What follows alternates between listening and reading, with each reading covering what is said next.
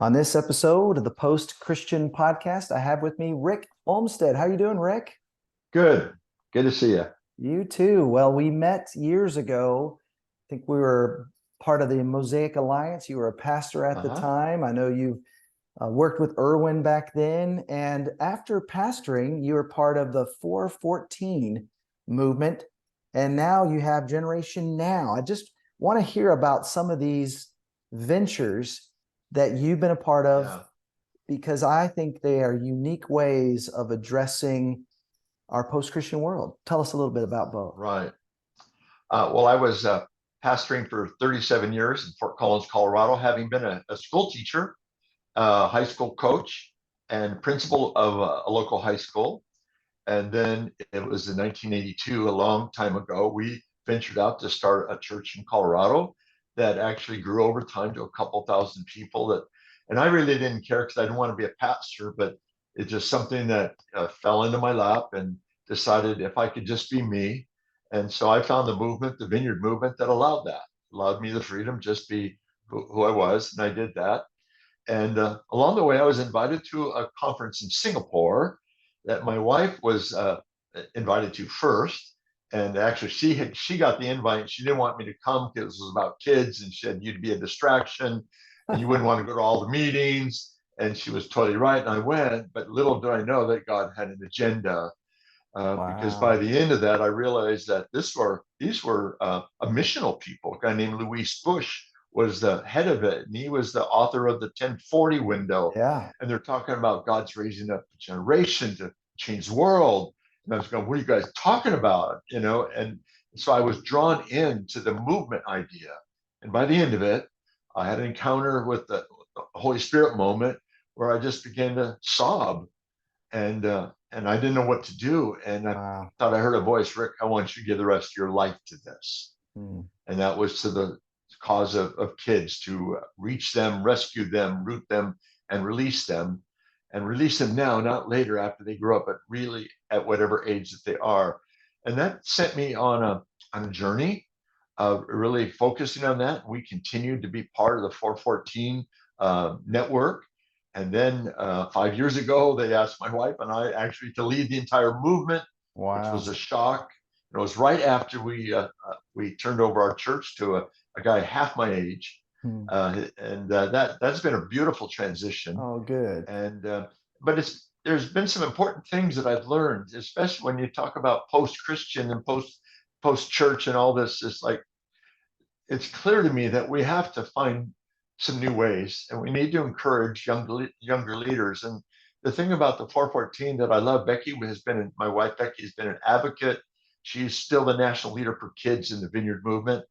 But my heartbeat has always been for young leaders and and the church. And that led us to start a nonprofit called Generation Now. And Generation Now is really important language to me, Eric, because the language of next generation or next gen, it's got a nice cliche and a nice ring to it, and everybody uses it.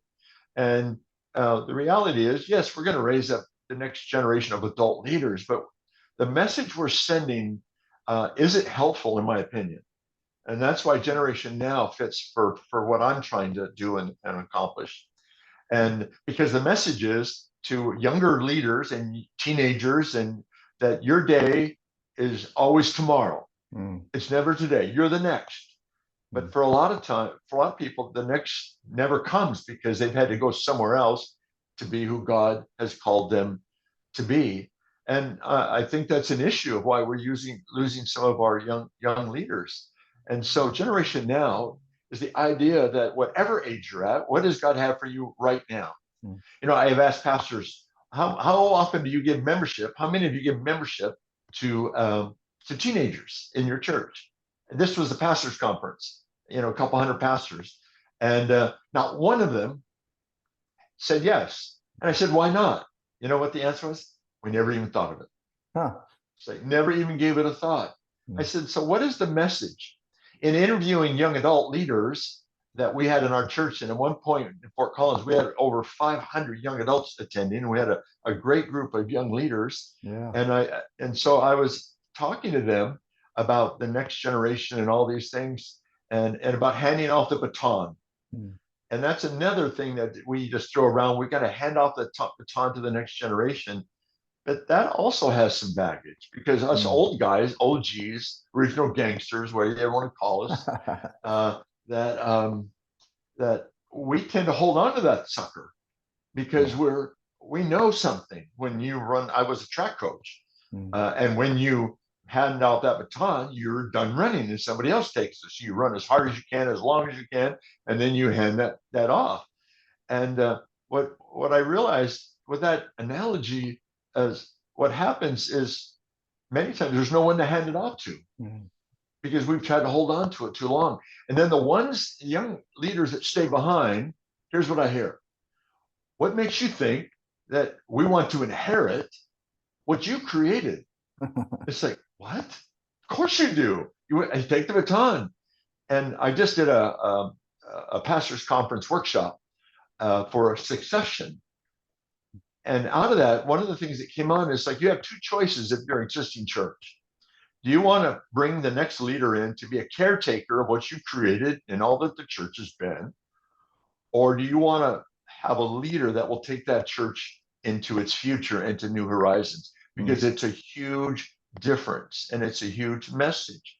Yeah. So the message that I hope to create in my new book, Off-Road Leadership, I'm trying to promote the reality of getting out there and going off road and finding new ways and new wineskins for this thing called church, because what we're doing isn't working much anymore, if it ever really did. So, in a nutshell, that's my little soapbox. I love it. Well, and that's why I wanted you on this new book, Off-Road Leadership. You're kind enough to give some of my listeners a copy. And I would just maybe give us an example or two of some of the innovative things you've seen some of these younger leaders creating in your experiences across the country and throughout your connections. What are some innovations that you feel would be really encouraging to hear about?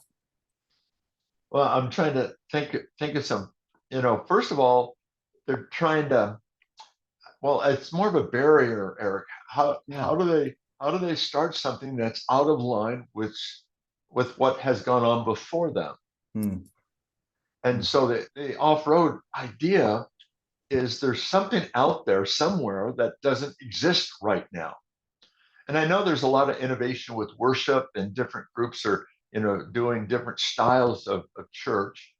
But I think we need to be, us old G's, need to find a way to resource and come alongside them and say, this is your time, this is your season to go explore and see what this might look like without feeling condemned by us or looked away by us or looked down upon us. Because sometimes, if you're insecure and somebody's doing something different, I have a number of young disciples that have gone out and do church. One of my favorite guys, a guy named Eric Sanders, who has written a great book, The Buck Naked Faith. And he's got his doctorate. He was a 16-year-old when our church started. Wow. And it's called Sanctuary Church. Mm. And it's just, it's a church for those in the margin. Mm. And he had to just break loose of conventionality. They feed 100 homeless people on Sundays, and they do showers for them. And a third of the church is ex-convicts and gang members, and the other half of the other group that comes to the church is those that love those guys. And they're just like, Mm. this feels um, like it ought to be. And it was that unconventional, outside of the box. But Eric had to go off road and break with the normality of how Mm. church is supposed to go, and create that. I And love so it. I'm actually going to speak to his leadership. We're going to do our first off-road leadership retreat, and I'm excited to do that with those leaders. And as I mentioned in the beginning of my book, I think Jesus was an off-roader. Yeah. The Pharisees said, "This is our road. You're a rabbi." Even they would identify him as one of the fellow Pharisees, and this is who we go to and how we do and what we do. And Jesus said, "I'm sorry. There's people that you can't reach from the main road. You can't even see them."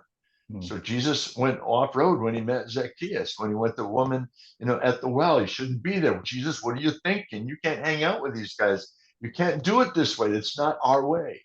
mm. And so that's what I hope can happen, that we can discover some new models. And I'd like to be part of it. I'd like to be the encouragement.